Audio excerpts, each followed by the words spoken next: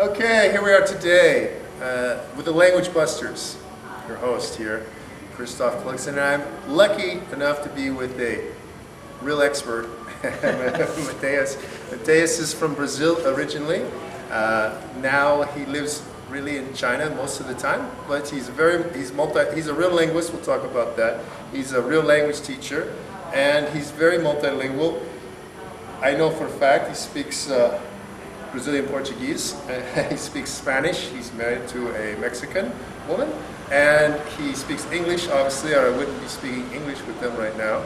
And you speak Mandarin, right? Yep. And how is your Mongolian? He worked on Mongolian language. I can communicate in Mongolian. It's not 100%. It would be... you got like a 1, a 2? It would be 3. Yeah? Okay, that's good though.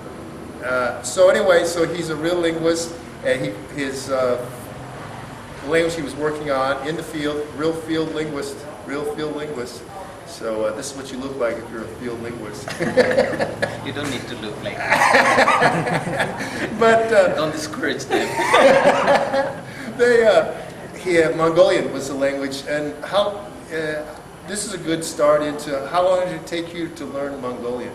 Get working functional, because that's another thing. He's functional. He's not a tourist. He's not a hobby guy. He's not talking about history. He's concerned about your yak stepped on my foot. You know, how do I start a fire? Real functional things. How long? How was your process in Mongolian? It's not.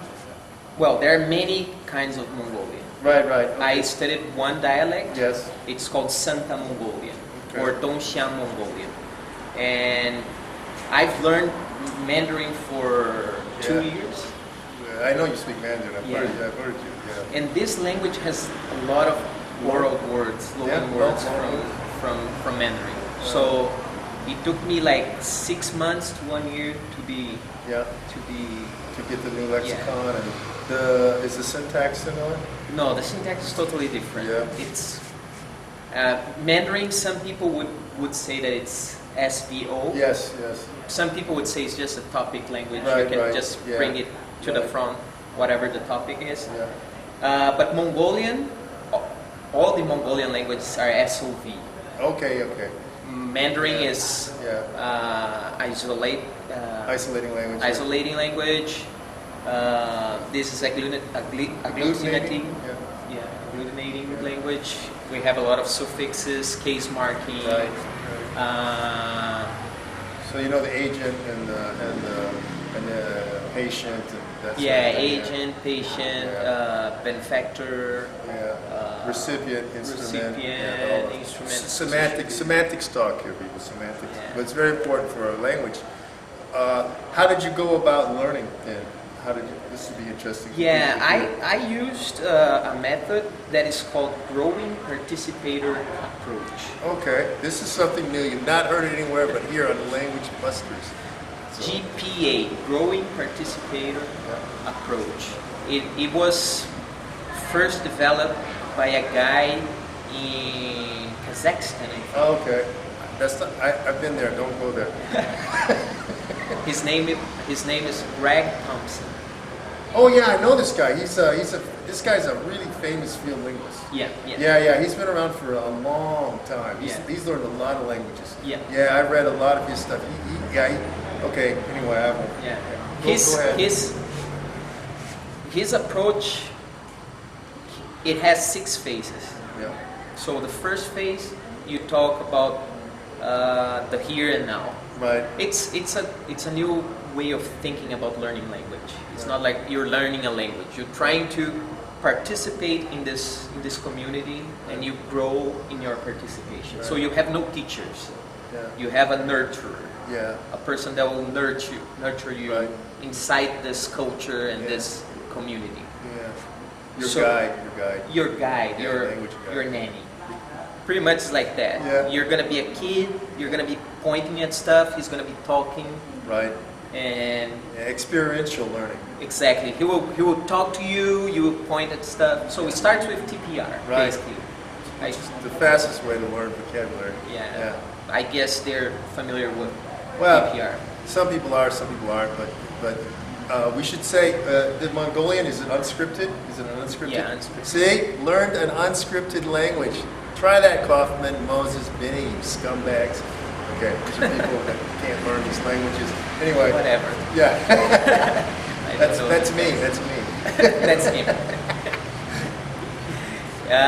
Well, so we start getting a lot of lexicon right at the beginning. Right. So you don't talk.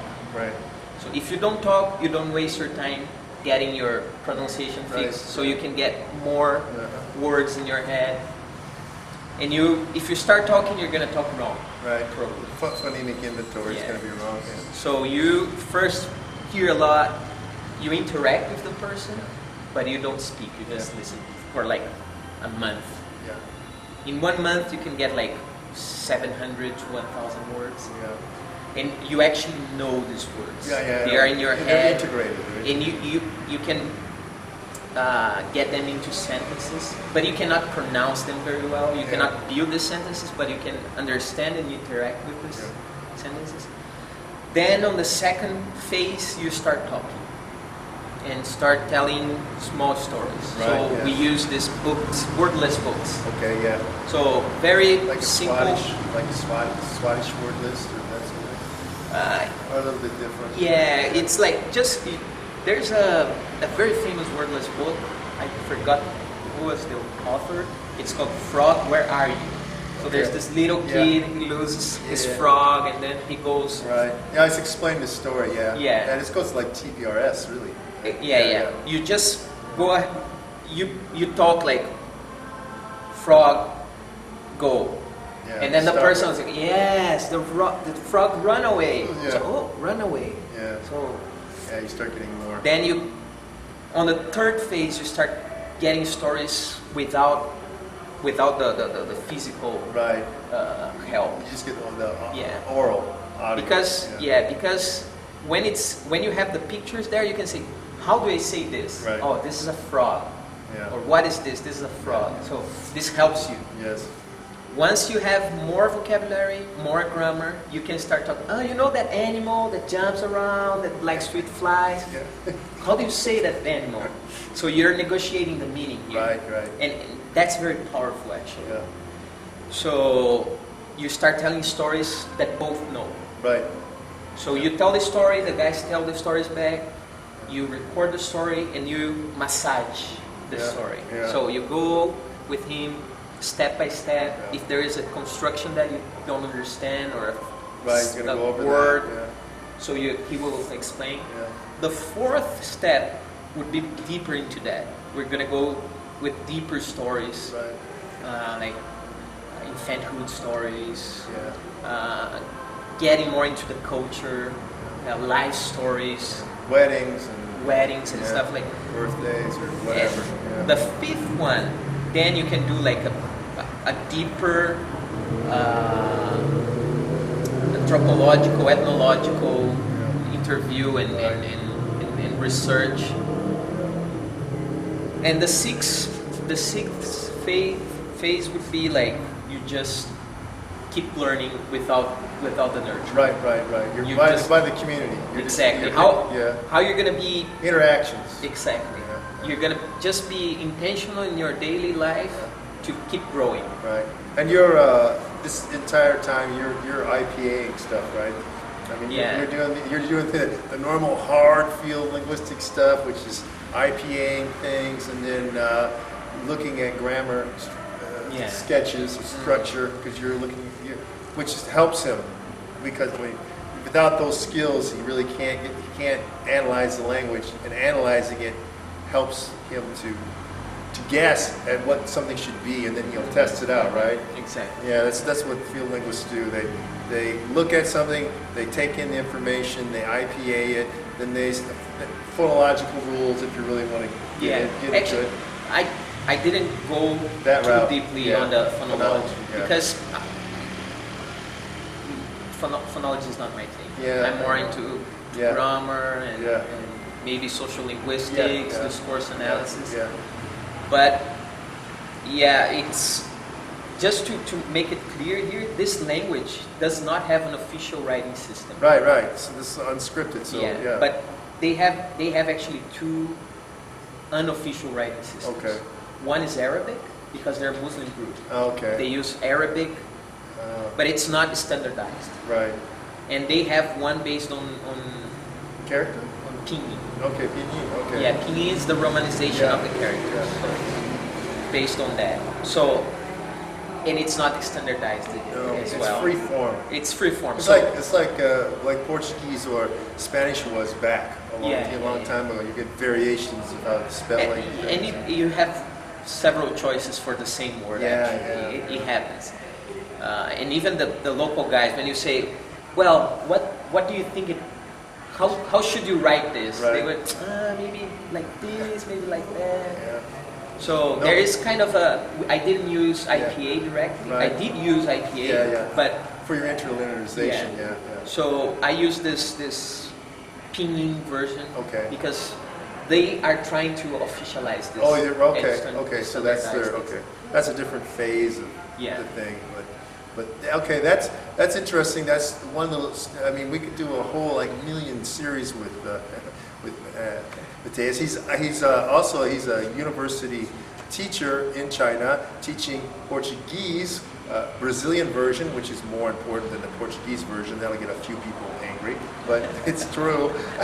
I'm sorry, it's true. It's true. There's 200 million Brazilians, but we had a little thing because when we first met each other, he was in a really rough, difficult stage of his life, and he was emotionally very down because we have to go through this, right?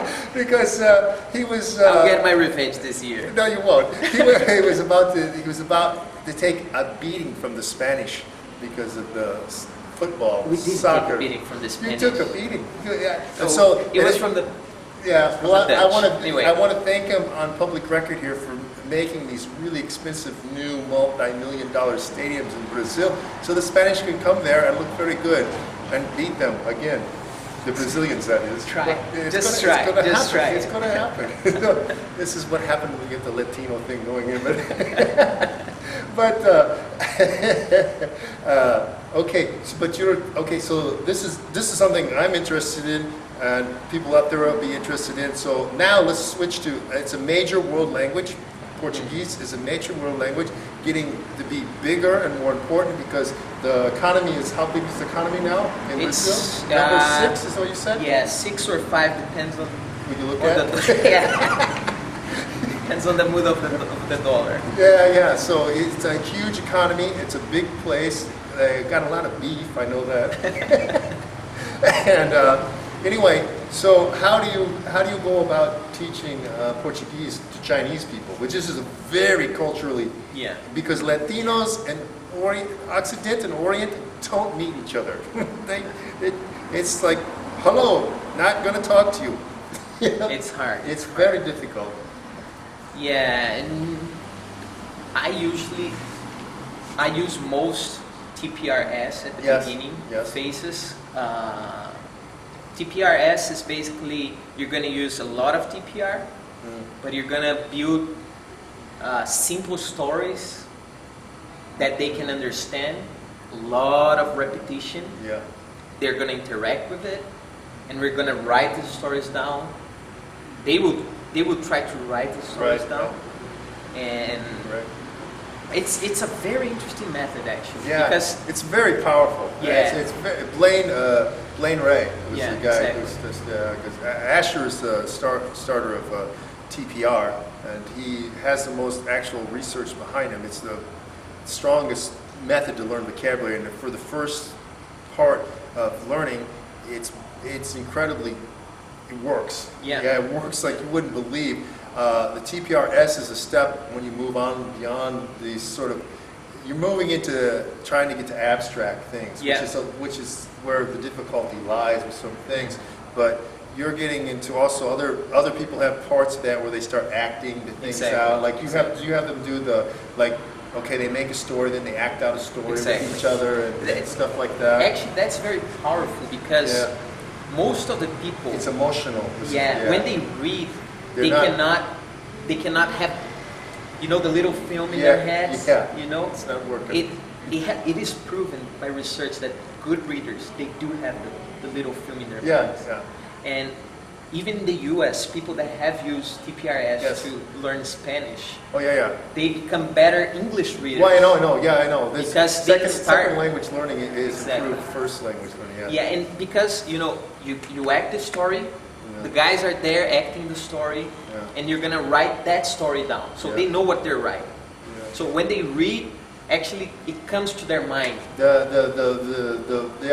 scene. Yeah, the scene. the So thing, they start reading on their mother tongue, they start reading better because Yeah. they actually start to Focus. imagine Yeah, and focus. go into it, and many things start to make sense in Yeah. their heads actually.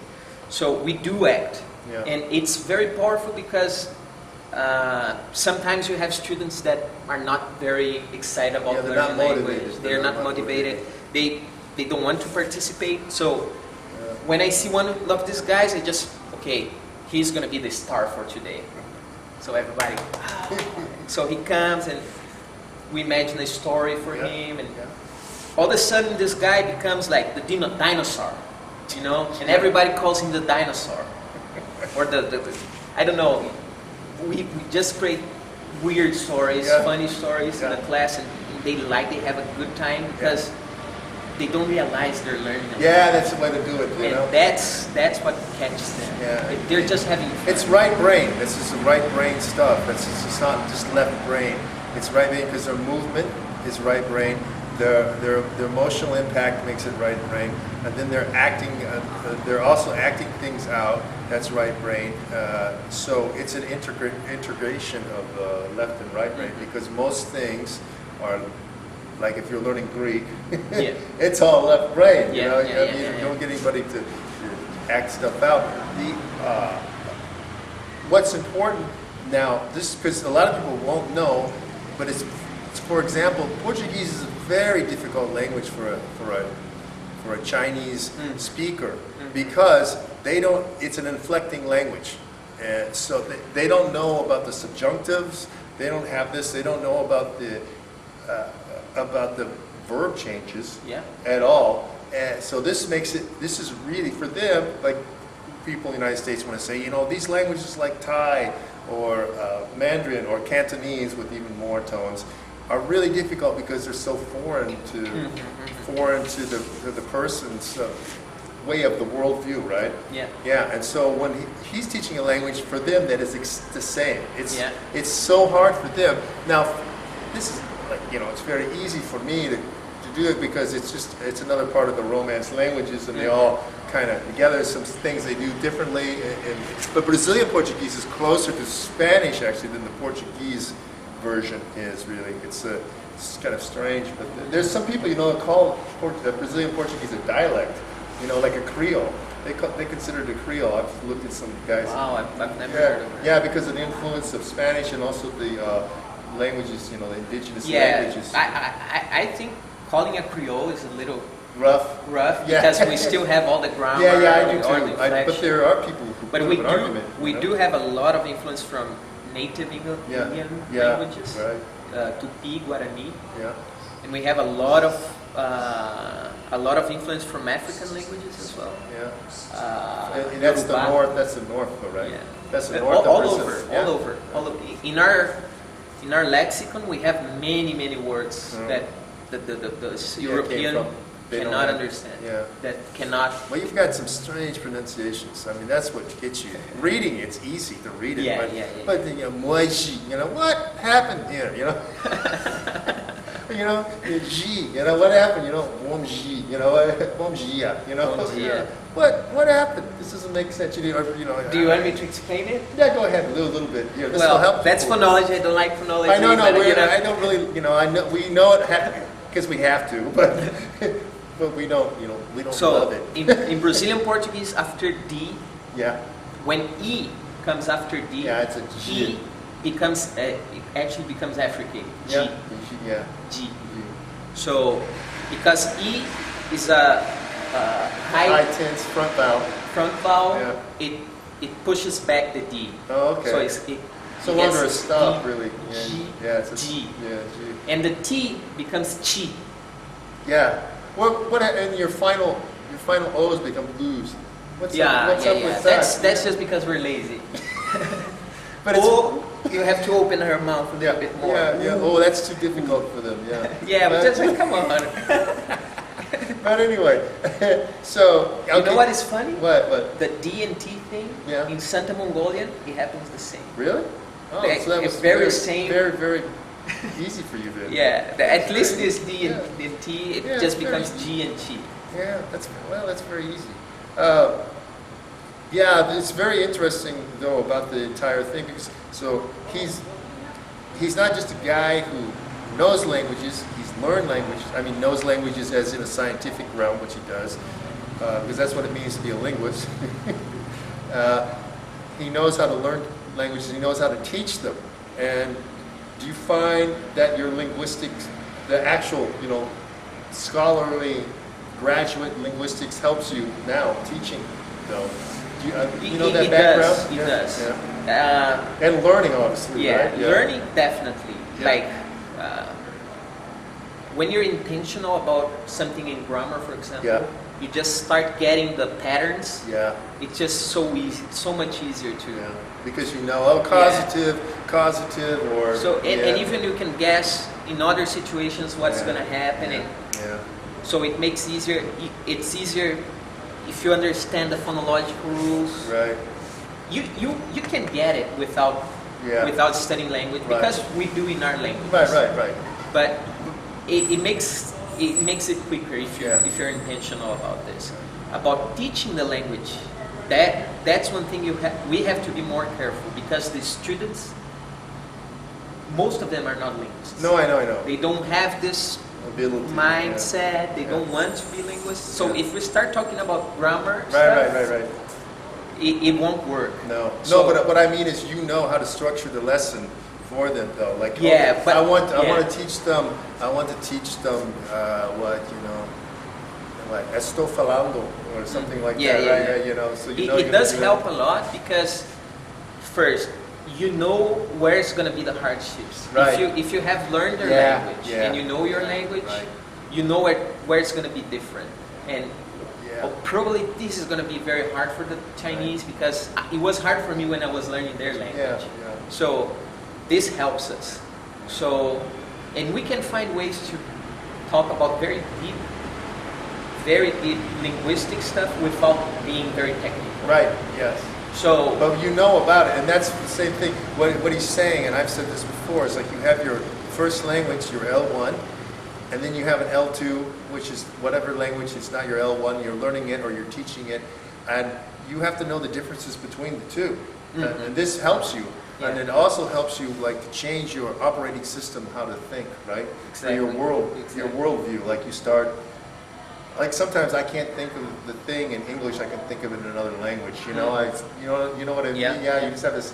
You know, like it doesn't exist in English. Yeah. You know, or yeah. And there's certain Spanish things that exist that don't exist in Yeah. concepts and stuff that don't exist in English and other languages the same. and if we're gonna go deep into this. You Yeah. know, there's people that says there are no perfect correlate. No.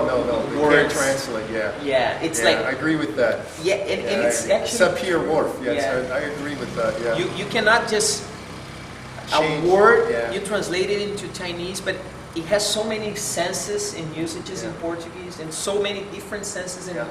that's why Google Translation. It's not. If you do it English to another language to English, Yeah. it's kind of okay. But if Yeah. you do, for example, from Chinese to Portuguese or from Portuguese to Chinese, Yeah. it always goes to English, yeah. and then goes to Chinese. Okay. Then you get all kinds of messed up things, Yeah. all kinds of Yeah. very, very weird things. Yeah. Semantic force and stuff and pragmatic and Yeah, and for example, just a quick example. yeah. There is this song, it's called Jeito de Mato. Jeito de Mato means,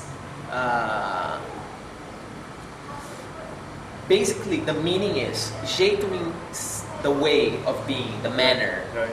G is the Oh, of, Yeah. mato is like countryside, Yeah. it can mean jungle, Yeah. it can mean grass. Yeah. But it's, in this sense, it's just like the way the countryman is. Yeah. The countryside people Yeah. It's Live. their way of Campesino being. in Yeah, Spanish, or campesino. paisano. Yeah, paisano.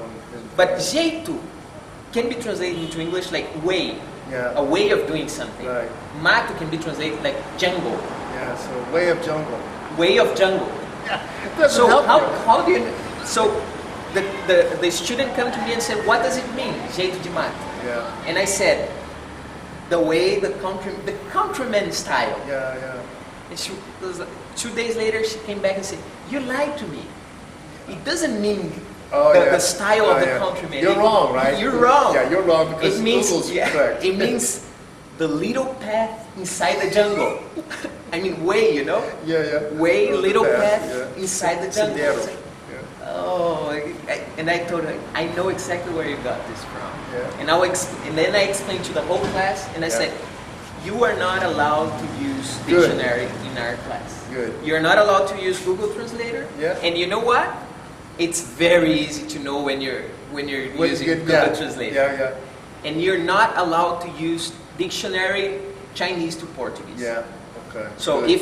if they want to translate something you want into Portuguese, Yeah, you want monolingual. yeah, Yeah, monolingual. it's okay if you're looking at a at Yeah, a text right. and you see a word in Portuguese that you don't understand, you go to the dictionary. That is okay. Okay. But when you try to do the other way around, Yeah. you get all kinds of problems. Yeah. And they start, you know, Yeah. when you find a word in the dictionary, sometimes it's very powerful. Yeah. People remember it, Right. but they get the wrong sense. Yeah, I know exactly. And what then you're talking about. they remember the wrong sense and keep using the wrong sense I- just forever. There's a lot of things. People do that from English to other languages. They look for, especially nearly frozen sayings or idioms. They try to put them into other languages. It Yeah. doesn't work, and they make those mistakes all the Yeah. time. You know, yeah. So anyway, I don't know if he's available for Skype lessons, but you might want to contact me, or I will make money off of him and give him a small percentage. Thank you.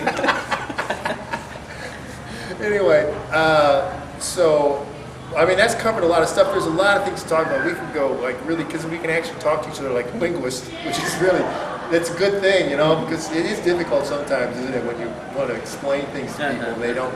You're like, look, you know, you're fronting your, well, it's for Spanish, for example, you know, you front your consonants. Yeah. And the people, what's that mean? You know, they don't understand, but you know, we know what that means. It makes it easier than having to go through things a million times. So anyway, that is a small little entrevista with with the maestro here, and thanks for coming by here and stopping by. This is Chiang Mai, Thailand. We are filming here at the university. And Robert's our cameraman, and so this has been exciting, been interesting, learned a few things, I know they have, and you know, we'll have to do it again whenever you're around, and I know that I gotta watch him. He's gonna be on Suicide Watch during the World Cup, so Whatever. It's your channel. I won't keep on that. I will have to get, I'll have to be on an immediate Skype call with you. Don't do it. But anyway, no, thank you, man. Thank you for calling. And we'll see you later. See you.